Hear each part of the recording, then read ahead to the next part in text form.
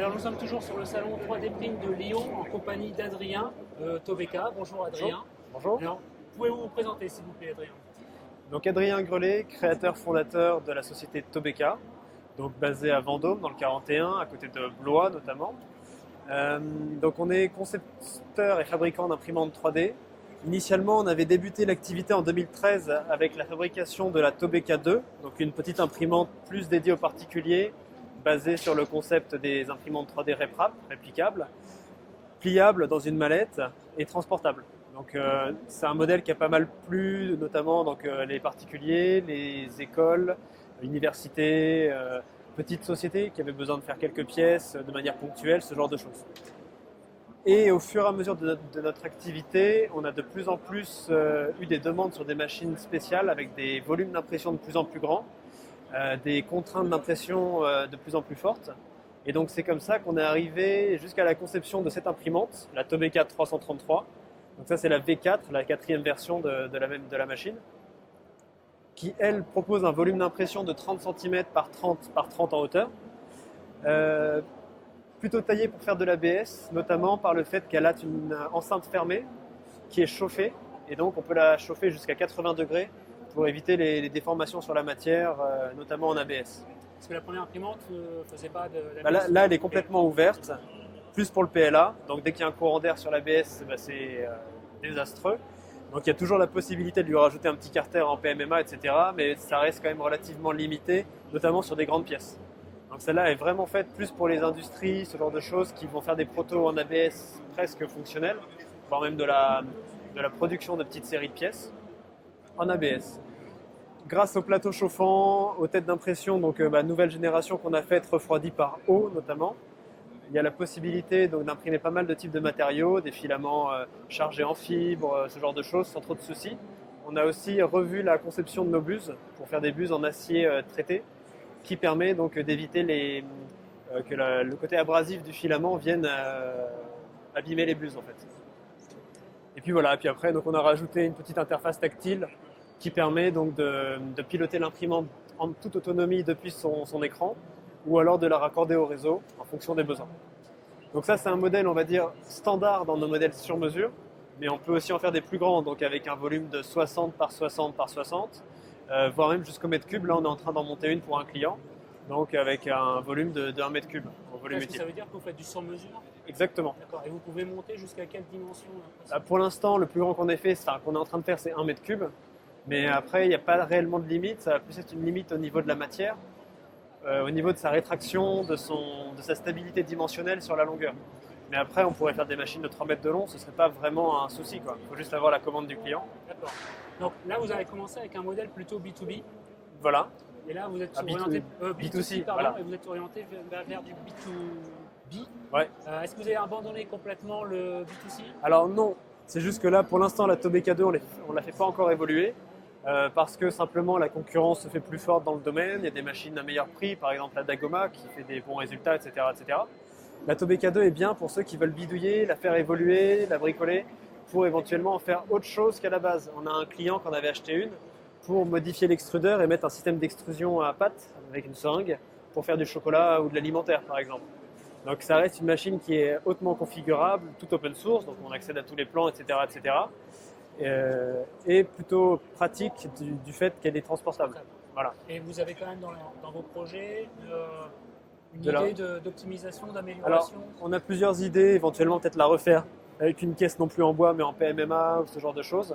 Après, il faut juste peut-être qu'on fasse une petite étude de marché, savoir si c'est un produit qui plaira toujours, s'il est un petit peu remis, on va dire, au goût du jour, etc., etc.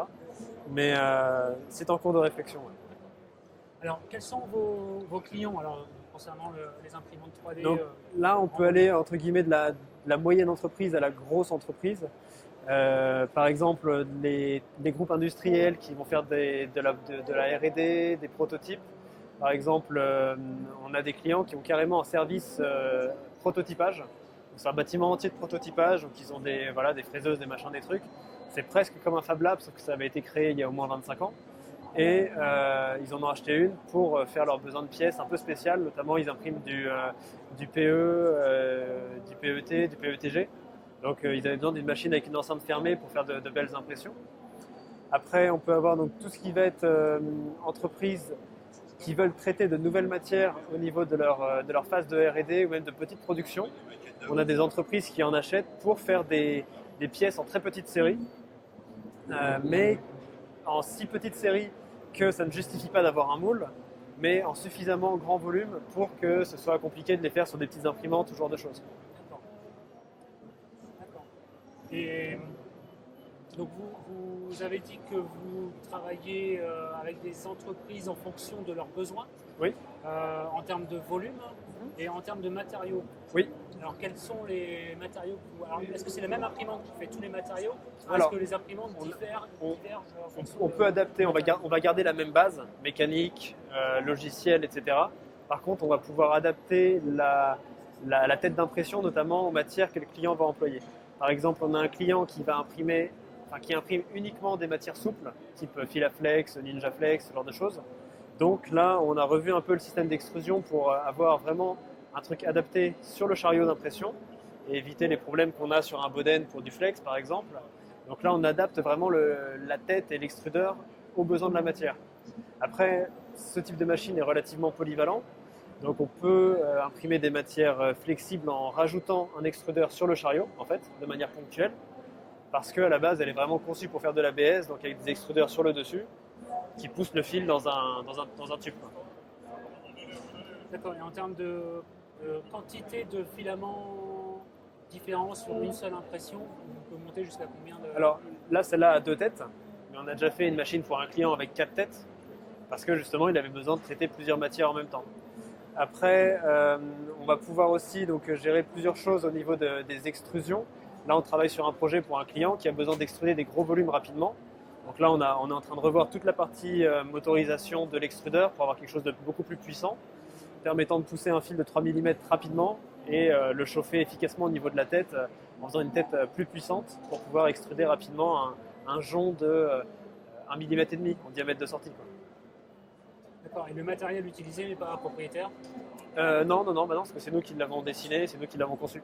Là, toute la tête, tout a été dessiné par nous, même la tête d'impression, donc qui est une tête refroidie par eau, parce que comme on a une enceinte chauffée, donc le refroidissement par air standard des têtes ne fonctionne plus, donc on met une tête refroidie par eau qui permet de pallier à ce problème. Ça, c'est vraiment la particularité de la machine Tobeca, c'est le refroidissement par eau. Là, sur ce type de produit-là, oui, tout à fait. Donc après, on est sur une motorisation quand même conséquente par rapport à des machines concurrentes, ce qui nous permet d'avoir des accélérations plus rapides ou d'avoir une capacité d'emport sur le chariot d'impression un peu plus grand.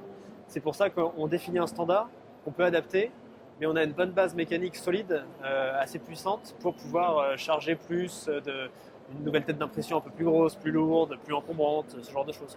Alors le refroidissement par eau versus le refroidissement par air permet ces accélérations justement permet... Non, c'est juste vraiment pour régler le problème de l'enceinte chauffante.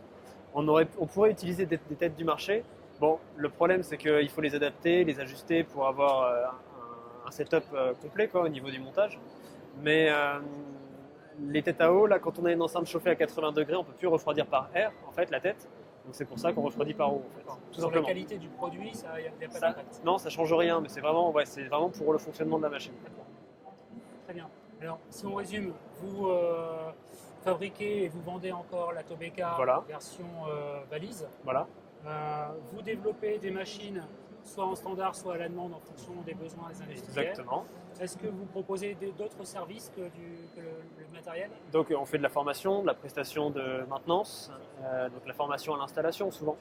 Comme c'est des machines un petit peu spécifiques qui certes ont une simplicité d'utilisation avec la calibration du plateau, des buses qui sont faciles à régler, ce genre de choses, néanmoins ça demande quand même une certaine prise en main.